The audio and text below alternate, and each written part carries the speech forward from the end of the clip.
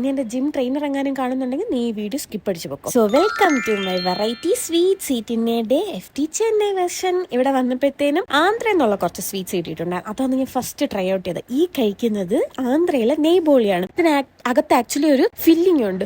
അത് ഭയങ്കര നൈസായിട്ട് അതിങ്ങനെ റോൾ ചെയ്ത് മടക്കി, നമ്മുടെ മടക്കസയില്ല അതുപോലെയൊക്കെ ഇരിക്കും, പക്ഷെ നൈസാണ്. പിന്നെ ആ ബോക്സിനകത്തുള്ള ഓരോ സ്വീറ്റ്സ് ആയിട്ട് ഞാൻ ട്രൈ ചെയ്തു. ആദ്യം കഴിച്ചാൽ നമ്മുടെ പാൽപ്പേടയുടെ ഒരു ഐറ്റം. ഇനി എൻ്റെ പേരൊന്നും എനിക്ക് അറിഞ്ഞൂടാ, പക്ഷെ മൊത്തത്തിൽ കൊള്ളാം. ഇനി എൻ്റെ ജിം ട്രെയിനർ എങ്ങാനും കാണുന്നുണ്ടെങ്കിൽ നീ ഈ വീഡിയോ സ്കിപ്പ് അടിച്ച് വെക്കും. പിന്നെ ഇതിനകത്ത് എനിക്ക് ഏറ്റവും ഇഷ്ടപ്പെട്ടത് ഡേറ്റ്സ് ലഡു ഉണ്ടല്ലോ, നട്ട്സ് ഒക്കെ ഇട്ടിട്ട് അത് ഭയങ്കര ടേസ്റ്റ്. അത് മാത്രമാണ് ഞാൻ കുറച്ച് കൂടുതൽ കഴിച്ചത്. ബാക്കിയൊക്കെ ജസ്റ്റ് ടേസ്റ്റ് മാത്രമേ നോക്കിയുള്ളൂ. നെല്ലിക്ക അതുപോലെ തേനിലിട്ട് വെച്ചിട്ട് അത് ഡ്രൈ ചെയ്തതാ.